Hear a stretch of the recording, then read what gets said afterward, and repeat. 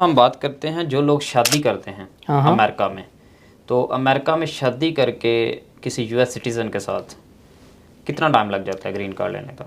वो कभी ऐसा भी हुआ है कि किसी को ग्रीन कार्ड इशू हो गया और बाद में पता चला कि शादी फेक है, तो क्या स्टेट यूएस सिटीज़न प्रॉपर बंदा कितने साल बाद बन जाता है शादी करने के बाद? तो इसमें मंसूर साहब कितने चांसेस होते हैं ग्रीन कार्ड मिल जाता है?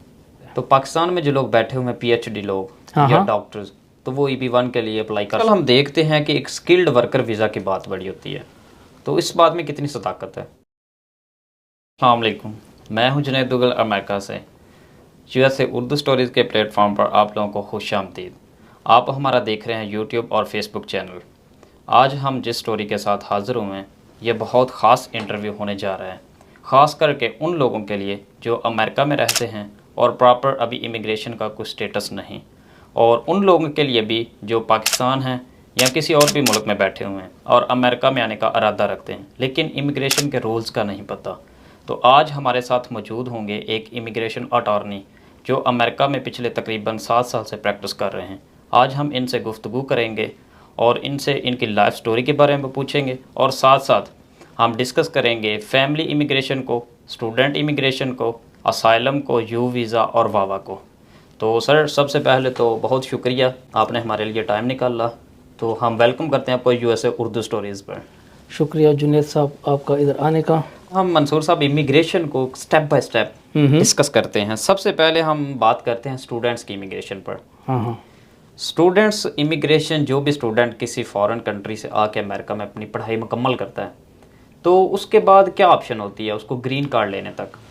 देखो, मुझे तो जितने भी स्टूडेंट मिलते हैं, मैं ख़ुद से उनको कब अगर पता भी ना हो कि मैं लॉयर हूँ, मैं उनको समझाता हूँ कि अभी तू आया है स्टूडेंट पे, तो अभी से अपने लिए वो एम्प्लॉयमेंट बेस जिस तरह EB-2 EB-3 वो शुरू कर लो। जब तक आपका लीगल स्टे है वो चलता रहेगा साथ में पैरेलल। अच्छा। क्योंकि हम उसका वेट ना करो कि आपकी डिग्री ख़त्म हो जाएगी, आपकी डिग्री कंप्लीट हो जाएगी। अगर डिग्री कंप्लीट हो जाएगी फिर आपके पास टाइम नहीं होगा उसके लिए। जी बिल्कुल। तो इससे बेहतर ये कि आते ही 2-3 महीने वेट करके एम्प्लॉयर ढूंढ और EB-2 EB-3 शुरू कर लो। हाँ। तो उसमें J1 होता है, F1 होता है या H1 वो होता है कि वो तो ग्रेजुएशन के बाद होती है। तो इन तीनों में क्या फ़र्क है? J1 वो तो आपको पता है, वो स्कॉलर आते हैं या रिसर्च पे आते हैं। ठीक है। तो उनकी तो ड्यूरेशन बहुत कम होती है, या 3 महीने का रिसर्च होता है, या 6 महीने का रिसर्च होता है, या 2 साल का होता है, लेकिन वो फुल फंडेड होता है। Fully funded. हाँ, वो कभी या तो गवर्नमेंट ऑफ पाकिस्तान या वही कंट्री देता है या अमेरिकन देता है। उसके साथ कभी कभार वो 2 साल की वो कंडीशन होती है कि आपने फिर 2 साल कंडीशनल वो रेजिडेंसी कंडीशन होती है कि आपने जाना पड़ेगा, आपको अपने होम कंट्री में जाना पड़ेगा के लिए, तब आप स्टेटस चेंज कर सकते हैं। फिर आप तो तब तक अगर वो नहीं हुआ तो आप इधर स्टेटस चेंज नहीं कर सकते। अच्छा। हाँ, लेकिन उसके लिए वेवर भी मिलता है, ऐसा नहीं कि नहीं मिलता, लेकिन वो बड़ा मुश्किल से मिलता है। या तो आपको NOC मिल जाता है अपनी स्टेट अपनी कंट्री से, नॉन ऑब्जेक्शन सर्टिफिकेट के, चलो ठीक है, अगर उसको कोई हायर करना चाहता है, ग्रीन कार्ड के लिए अप्लाई करना चाहता है, तो हमें कोई ऑब्जेक्शन नहीं है। अच्छा, अगर आपकी वो फंडिंग एजेंसी होम कंट्री में NOC जारी करते तो वो ग्रीन कार्ड की तरफ जा सकते हैं। तो इसमें और भी कोई तरीकाकार, जैसे मैंने सुना को हार्डशिप वेवर का भी होता है? हार्डशिप वेवर का होता है, लेकिन वो ज़्यादातर अक्सर शादी में होता है। जब अगर वो J1 वाला इधर कोई शादी कर ले तो इसकी जो स्पाउस है वो US सिटीजन होती है, तो हार्डशिप उस पे होता है, इसके लिए नहीं होता। अच्छा। उस बंदे के लिए हार्डशिप नहीं, वो उसके लिए होता है कि वो कह के कर इस बंदे को डिपोर्ट किया गया या इस बंदे को इधर नहीं रहने दिया गया, तो मेरे लिए ये हार्ड होगा क्योंकि ये काम करता है। जी बिल्कुल। और या उसके बच्चे वो होंगे तो ये चला जाएगा, हम क्या करेंगे। तो हार्डशिप असल में वो US सिटीजन के लिए होता है, उस बंदे के लिए नहीं होता। अच्छा, वो US सिटीजन के लिए वो हार्डशिप वेवर इस्तेमाल करता है। हाँ। ठीक है। आजकल हम देखते हैं कि एक स्किल्ड वर्कर वीज़ा की बात बड़ी होती है, तो इस बात में कितनी सदाकत है? वो वही बात है ना, वो जो इसको बोलते हैं EB-2 EB-3। हाँ, EB-1 EB-2 EB-3 ये 3 किस्म के हैं। ठीक है। हाँ। तो इसमें कौन से लोग फॉल करते हैं? कोई स्पेसिफिक डिग्री होती है, कोई डॉक्टर्स या इंजीनियर्स या PhD? EB-3 के लिए तो किसी चीज़ की भी ज़रूरत नहीं, इवन अगर आपने स्कूल भी नहीं देखा हो, अनस्किल्ड वर्कर। अच्छा। लेकिन इधर एम्प्लॉयर होना चाहिए उसके लिए कि आपको कोई स्पॉन्सर करे।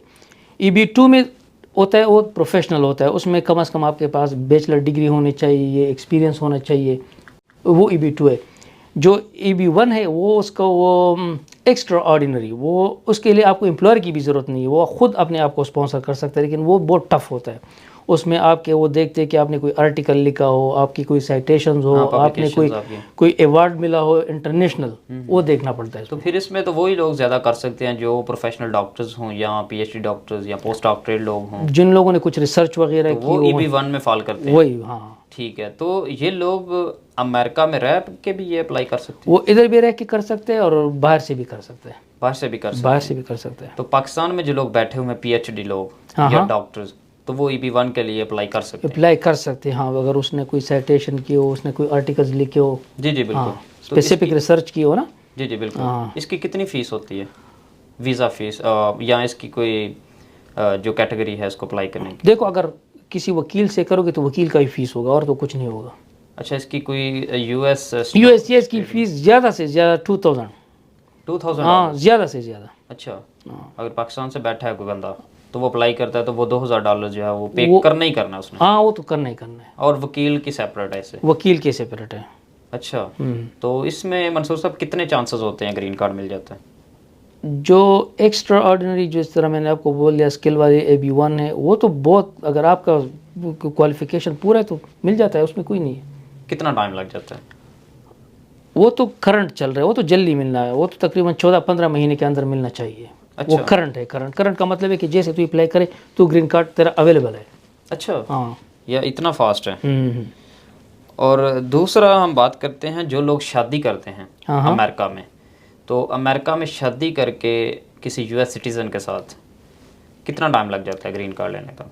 वो भी डिपेंड करता है कि आप कौन से एरिया में है, वो बिजी तो नहीं है। इधर जब कर लेते हैं हम, इधर विस्कॉन्सिन में, हमारा शिकागो इधर से होता है, जी बिल्कुल। तकरीबन 17-18 महीने लग जाते हैं ग्रीन कार्ड आने में।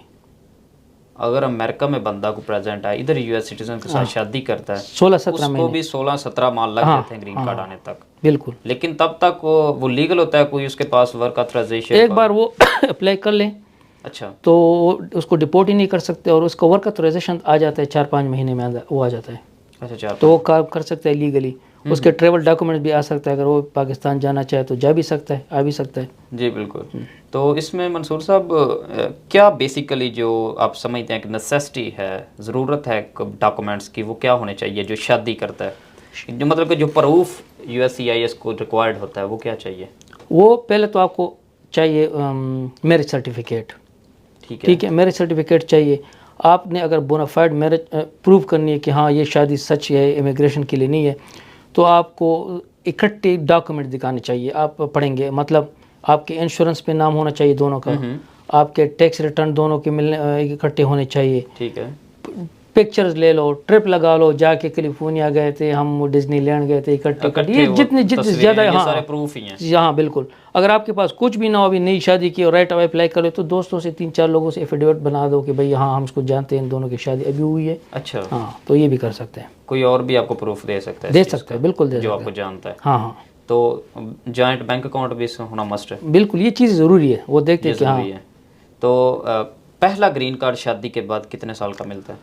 वो डिपेंड करता है, मतलब अगर आपने किसी ने अभी शादी कर ली, उसने अप्लाई कर लिया और उसका जो एप्लीकेशन था ग्रीन कार्ड का वो पेंडिंग रहा, और उसके ग्रीन कार्ड आ गया शादी के 2 साल बाद, एक दिन भी 2 साल से ज़्यादा हुए तो उसको 10 साल का ग्रीन कार्ड मिलेगा।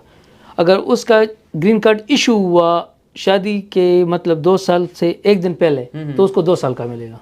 अच्छा, 2 साल का। हाँ, तो फिर उसको वो उसको कंडीशनल ग्रीन कार्ड बोलते हैं। कंडीशनल ग्रीन कार्ड बोलते हैं। 2 साल। कंडीशनल ग्रीन कार्ड क्या उसको बोलते हैं? वो देखते कि वाकई में ये 2 साल का दे देते हैं कि 2 साल में हम चेक करते कि ये शादी वाकई में रियल है कि नहीं, ये सिर्फ ग्रीन कार्ड के लिए तो नहीं किया। अच्छा। हाँ, तो वही फिर वो कंडीशन रिमूव करने के लिए आपने दोबारा एप्लीकेशन वो भेजना पड़ता है USCIS। तो US सिटीजन प्रॉपर बंदा कितने साल बाद बन जाता है शादी करने के बाद? शादी करने के बाद तो 3 साल बाद तो अप्लाई कर सकता है, और अगर आम हो तो वो 5 साल बाद कर सकते हैं ग्रीन कार्ड भाई बहन के अगर थ्रू। किसी ने US सिटीजन की बजाय किसी ग्रीन कार्ड के साथ शादी कर ली है तो उसका कितना टाइम लगता है? वो क्योंकि जो 3 साल की रिक्वायरमेंट है, वो कहते हैं कि US सिटीजन के साथ तू 3 साल रहा है, तब वो 3 साल होती है। ग्रीन कार्ड होल्डर के साथ हो फिर वो 5 साल होती है। उसका 5 साल का टाइम? उसका 5 साल का होता है। ठीक है। कभी ऐसा भी हुआ है कि किसी को ग्रीन कार्ड इशू हो गया और बाद में पता चला कि शादी फेक है, तो क्या स्टेट गवर्नमेंट उसका ग्रीन कार्ड जब्त कर लेती है? बहुत हुए, क्योंकि फिर उसको वो डिपोटेशन प्रोसीडिंग में डाल देते हैं, इमिग्रेशन कोर्ट में। अच्छा। हाँ, फिर आपने उधर प्रूव करना है कि वो शादी सही थी, रियल थी। अगर वो उन लोगों ने भी आप उसको भी कन्विंस ना कर सके और प्रूव ना कर सके तो फिर वो आपको वो डिपोटेशन ऑर्डर इशू कर लेते हैं। ठीक है। तो पाकिस्तान से शादी करके आने का कितना टाइम लगता है? अगर वो भी तकरीबन 2 साल ही लगते, लेकिन पाकिस्तान के लिए ज़्यादा है। पता नहीं क्यों आजकल वो पाकिस्तान के इंटरव्यूज़ बहुत स्लो है। 1 साल तकरीबन 16-17 महीने अभी इंटरव्यू के लिए लोग वेट कर रहे हैं। 16-17 माह के लिए? हाँ, इंटरव्यू नहीं आ रहा? इंटरव्यूज़ नहीं आ रहा। बाकी जितने भी मेरे क्लाइंट है बाकी कंट्रीज़ के 2 महीने के अंदर आ जाते हैं। पाकिस्तान में 2 से 3 साल लग जाते हैं? पाकिस्तान से लग जाते हैं। अच्छा। तो उसमें पाकिस्तान से आप क्या समझते हैं, शादी करके मैरिज सर्टिफिकेट वाला प्रोसेस तेज़ है या फियांसी वीज़ा तेज़ है? फियांसी वीज़ा थोड़ा सा फास्ट है। फियांसी वीज़ा फास्ट है। पहले तो ये और बहुत ज़्यादा फास्ट था, लेकिन अभी थोड़ा ये भी स्लो हो गया। तो ये भी तकरीबन 10 से 12 महीने ये भी ले लेता है। अच्छा। फियांसी वाला। फियांसी वीज़ा वो है जिसमें हम पहले एंगेजमेंट करते हैं, जिसको हम मंगनी बोलते हैं। तो मंगनी करके अगर कोई अमेरिका में बैठा हुआ तो पाकिस्तान में किसी के साथ मंगनी करता है, तो उसका भी कुछ प्रूफ हो तो वो फियांसी वीज़ा अप्लाई करता है। उसकी बात कर रहे हैं कि वो फास्ट लेकिन वो इस तरह नहीं होता कि आप इधर से मंगनी कर लो। उसमें मिलना बहुत ज़रूरी है। 2 साल के अंदर आप उससे मिले हो एक बार।